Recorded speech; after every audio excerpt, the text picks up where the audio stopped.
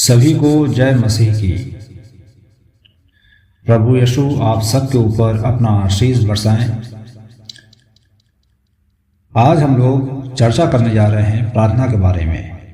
अगर आप यीशु को मानते हैं तो आपको पता होगा कि प्रार्थना विश्वासियों के लिए कितनी जरूरी है। ईसाई धर्म में अर्थात यीशु से प्रार्थना करना विश्वासियों के लिए एक महत्वपूर्ण अभ्यास है। प्रार्थना होती क्या है? प्रार्थना एक्चुअली क्या है कि यह परमेश्वर के साथ संवाद करने और उनकी कृपा और मार्गदर्शन मांगने का एक तरीका है। यानी कि प्रार्थना से आप क्या करते हो?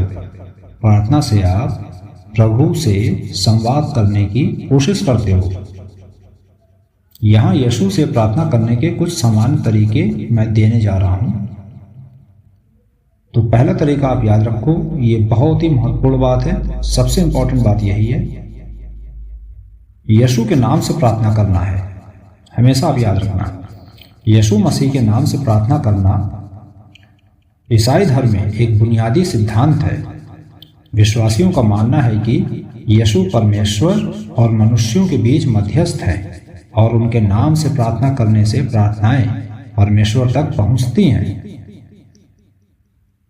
ये जो बात मैंने कही इसका सीधा सा अर्थ है, प्रभु यीशु ने खुद कहा है कि अगर आपको परमेश्वर तक अपनी बात पहुंचानी है तो जरिया मैं ही हूं। अगर आप मेरे नाम से प्रार्थना करते हो तो स्वर्ग में बैठा हमारा पिता वो हमारी प्रार्थनाओं को सुनेगा और उसका उत्तर भी देगा। प्रार्थना करते समय आप यीशु के नाम से या फिर यीशु मसीह के नाम से ऐसे वाक्यांशों का उपयोग कर सकते हो। मतलब जब भी आप प्रार्थना करो तो शुरुआत में और अंत में, प्रार्थना की शुरुआत में और प्रार्थना के अंत में इन वाक्यांशों का प्रयोग कर सकते हो। कर सकते क्या हो, आपको करना चाहिए। जैसे कि यीशु मसीह के नाम से या फिर यीशु के नाम से। पहला भाग आपको समझ में आया होगा कि आपको प्रार्थना करनी है यीशु के नाम से। अब आते हैं प्रार्थना का स्ट्रक्चर कैसा होना चाहिए, यानी कि प्रार्थना का ढांचा कैसा होना चाहिए।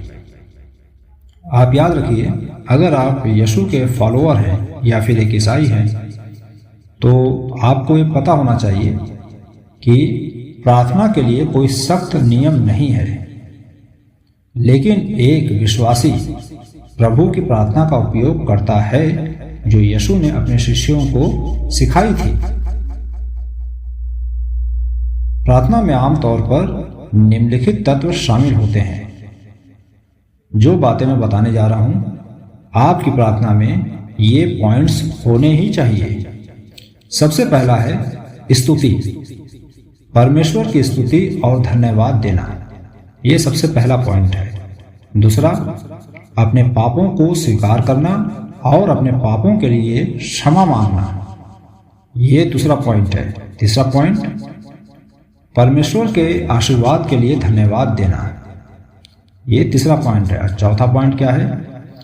अपनी और दूसरों की जरूरतों के लिए प्रार्थना करना। ये जो 4 पॉइंट मैंने बताए हैं ये आपकी प्रार्थना में शामिल होने ही चाहिए। प्रार्थना का स्ट्रक्चर यही होना चाहिए। अब जानते हैं कि प्रार्थना कितने प्रकार की होती है। पहला तो होता है व्यक्तिगत प्रार्थना। व्यक्तिगत का मतलब है कि आप खुद के लिए प्रार्थना कर रहे हो। आप कमरे में जाते हो, कमरा बंद करते हो और फिर प्रभु से संवाद करते हो, प्रेयर करते हो, अपनी बात प्रभु तक पहुंचाते हो। ये होती है व्यक्तिगत प्रार्थना।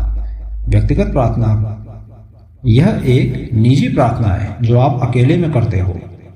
दूसरी होती है सामूहिक प्रार्थना। सामूहिक प्रार्थना में क्या होता है? यह एक प्रार्थना है जो आप अन्य विश्वासियों के साथ मिलकर करते हो, जैसे कि चर्च में या फिर आप अपने घर में अपने मम्मी पापा और भी जो लोग हैं उनके साथ आप करते हो। यह सामूहिक प्रार्थना हो गई। तीसरी प्रार्थना होती है मध्यस्थता वाली प्रार्थना, जिसमें यह दूसरों की ओर से की जाने वाली प्रार्थना है।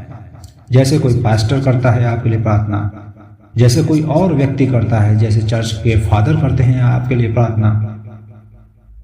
इतनी बात समझ में आ गई होगी। अब आते हैं प्रार्थना के लिए सुझाव। पहली बात तो हमेशा आप याद रखो कि आपको ईमानदार रहना है। अपनी प्रार्थना में ईमानदार और खुले रहें।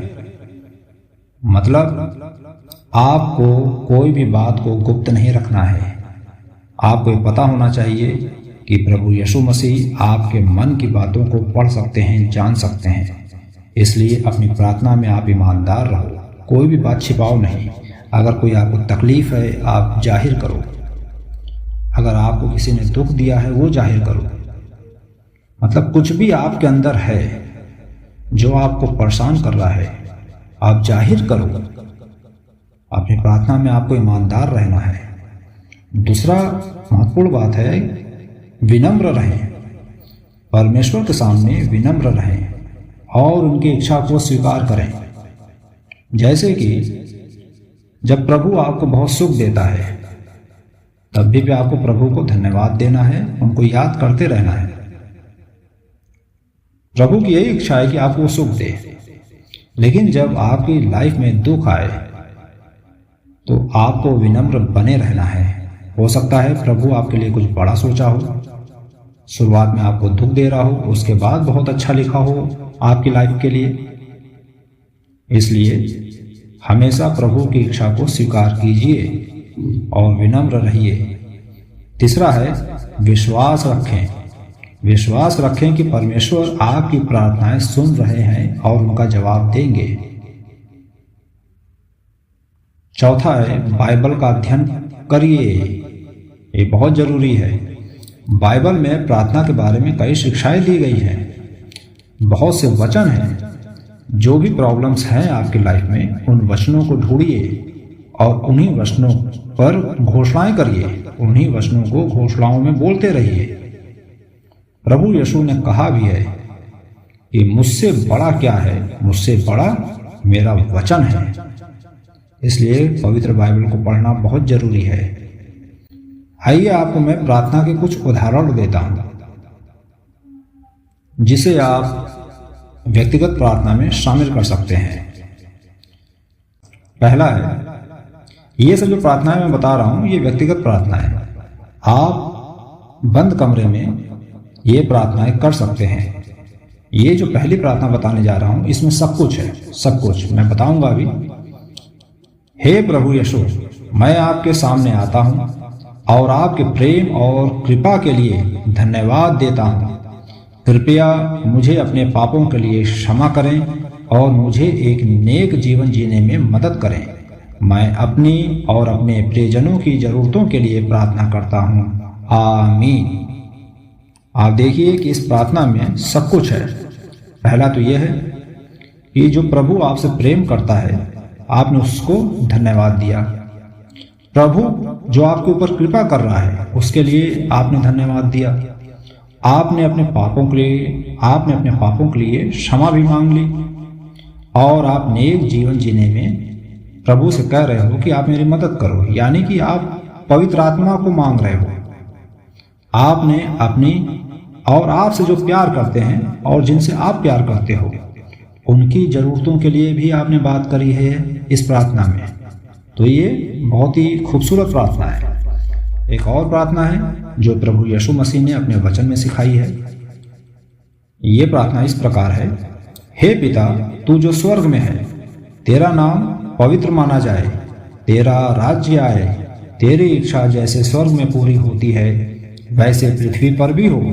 हमारी दिन भर की रोटी आज हमें देना और हमारे अपराध हमें क्षमा करना जैसे हमने अपने अपराधियों को क्षमा किया है।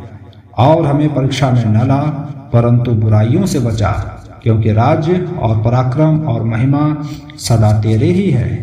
आमीन। ये दो प्रार्थनाएं बहुत ही शक्तिशाली प्रार्थनाएं हैं। आप इन दोनों में से किसी एक को चूज कर सकते हो या दोनों को चूज कर सकते हो। एक को आप सुबह पढ़ो, दूसरे को आप रात को सोने से पहले पढ़ो। मुझे उम्मीद है कि आप लोगों को समझ में आ रहा होगा प्रार्थना के बारे में।